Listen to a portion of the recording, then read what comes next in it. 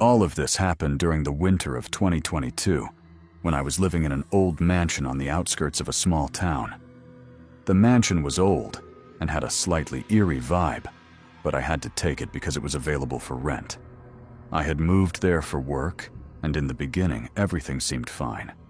The mansion was a large, old house with many rooms and a big backyard that led into the forest. There was a strange scent in the air inside the house, as if old stories were hidden within its walls. At first, everything was normal, but strange sounds began at night. Sometimes around 1 or 2 a.m., I would hear faint screams or the sound of someone breathing. Initially, I thought it might be an animal, but the sound seemed human. One night, while I was in my room, I felt a faint movement. When I looked towards it, I saw a figure standing in the darkness. It was tall, thin, and dressed in white. Its face was blurry, as if lost in fog.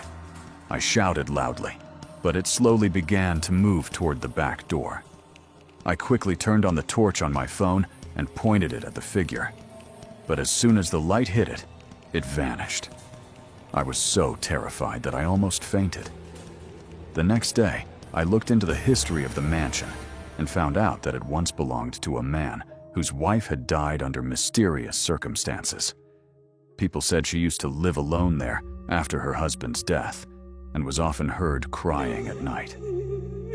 Then one day, when I returned home late at night from work, I found small footprints in the backyard leading straight into the forest. I tried to follow them, but they disappeared partway. That night, I installed a camera facing the backyard. In the morning, when I checked the footage, I saw a shadow wandering around the backyard with a faint laugh. The shadow slowly passed in front of the camera and then vanished. I tried convincing myself that it was all just in my head, but when one of my friends refused to visit the mansion even once, I realized there might be some truth to what I was experiencing. Eventually, I left that mansion without telling anyone. As I walked away, I saw the shadow of a woman passing behind me, as if whispering, "Do come back sometime."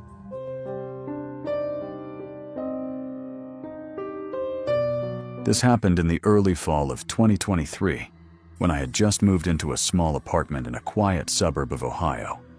I was 28, working a tech job remotely, and honestly, I thought living alone would be peaceful. A fresh start after a hectic year. The building was old but well-maintained, with creaky wooden floors and narrow hallways. Most of the neighbors were older couples or young families. I didn't know anyone, and I liked it that way. But there was one neighbor who stood out, an older man who lived across the hall. He never introduced himself, but I noticed he was always around late at night, sitting on his small balcony, staring out into the street with a blank expression. I thought maybe he was lonely or just liked the night air. But something about the way he watched made me uncomfortable, like he was waiting for something or someone.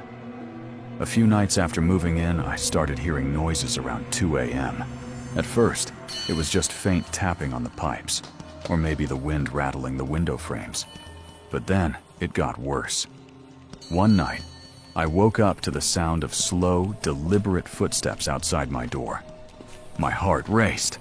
I stayed perfectly still, listening. The footsteps stopped. Then I heard a soft scrape, like someone sliding a key slowly into a lock. I reached for my phone, hands shaking, but there was no signal. I tried calling 911, but the call wouldn't connect. Then, from the hallway came a low, almost inaudible whisper, "Let me in." I froze. I didn't open the door. I locked it tighter, grabbed a kitchen knife from the drawer, and called the landlord the next morning. He came by, checked everything, but there was no sign of forced entry, nothing unusual. That night, I set up a cheap security camera at the door. Around 2 a.m., the camera caught something chilling, a shadowy figure standing just out of the hallway light, wearing a dark hoodie, face obscured. The figure didn't move for several minutes, then turned and disappeared down the hall.